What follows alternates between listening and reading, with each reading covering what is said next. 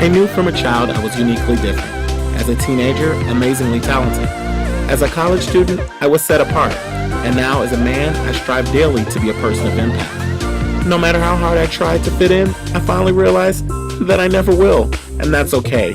I'm finally getting to tell my stories of what make me the differently created Black boy man. I believe the best thing about being young is being creative. I have been creative for as long as I can remember. The first time I remember tapping into my creativity was actually in the 3rd grade, and I owe it all to my 3rd grade teacher, Miss Emily Bruder. She was one of my favorite teachers. She actually helped me to write my very first book. I somehow remember what the book was called. I don't know how, but it was called Do the Clouds Really Talk?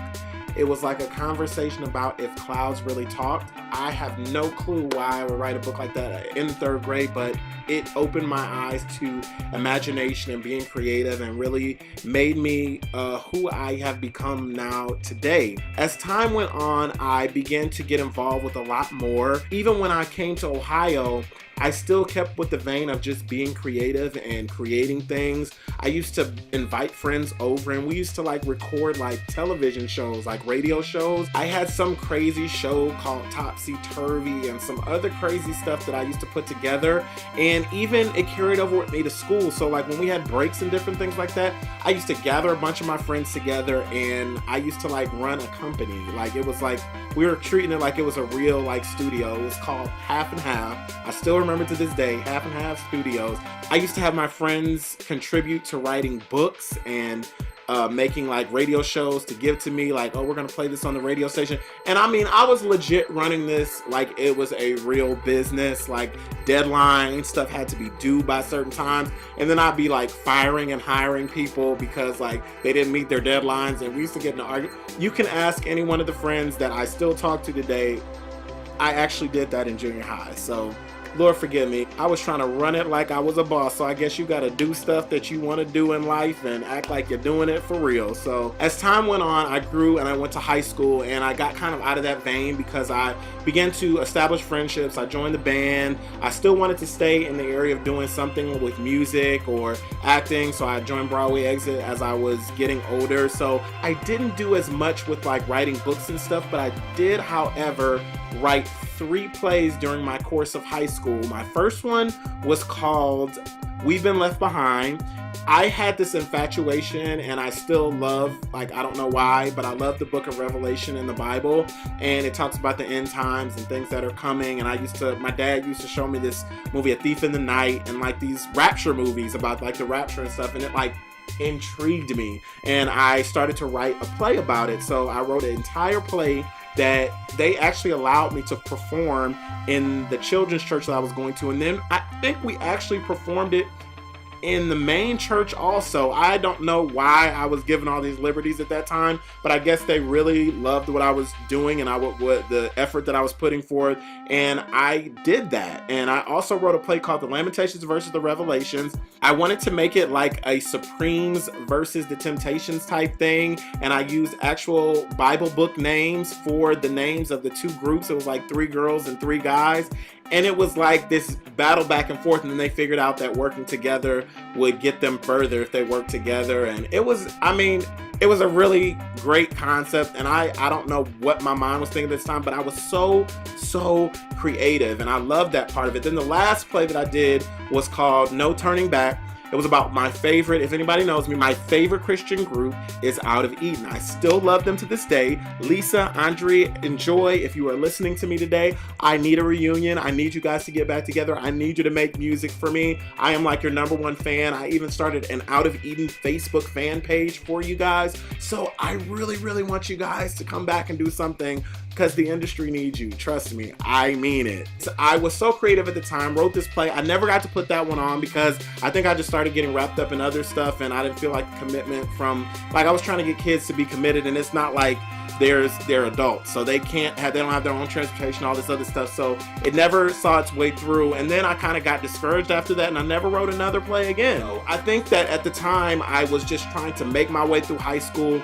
Then I started thinking about college and everything started coming up, and I began to lose a sense of the creative mind that I have.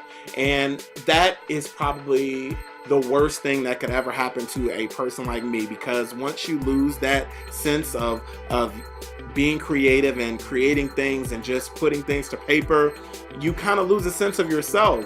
So it took me a long time to get back to a place where I wanted to do things again, where I wanted to go audition for things. When I got to college, I did audition for 2 musicals. Never really felt comfortable doing plays or anything like that again, but I loved musicals because you got to sing and dance, and that incorporated music and like drama together, and I love that part of it. So I never really got back into the vein of plays in general and writing plays, but I really enjoyed the fact that I started to cultivate the creative mind again, and I started to learn more about the industry.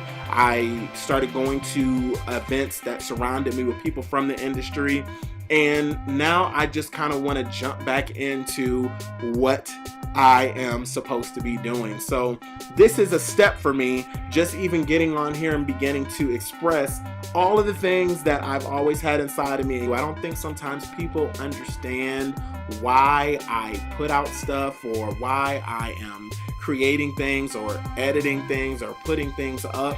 It's because it actually lets some of the creative juices from myself flow out and get them into the atmosphere where they need to be, because if you keep all that inside, you're not doing any good for the world around you.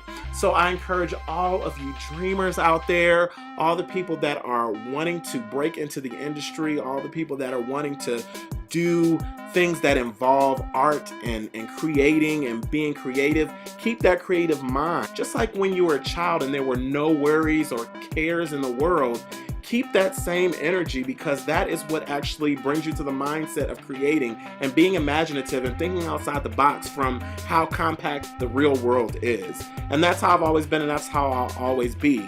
I want you to always remember that you are unique, you are loved, and you are created for greatness. I'll see you next time.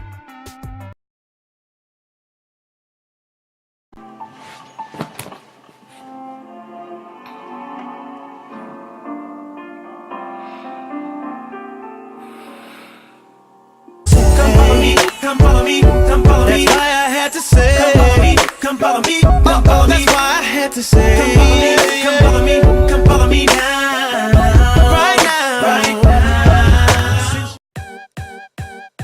Wait, hold up 1 minute. Before you go anywhere, I want to thank you for joining me for another episode of the Differently Created Black Women. You can catch brand new episodes of this show every single odd number Monday of the month. I really don't know why I did it that way. I guess I'm just differently created. Let's go with that. Also, if you haven't done so already, please go ahead and click that subscribe button down there right below. My Deluxe Day Edition channel is still around, so you can check out old episodes that I used to do like 10 years ago, but this is my brand new channel, so click on that subscribe button so that you can know the new episodes that I post to this channel. Thanks again for watching. Bye.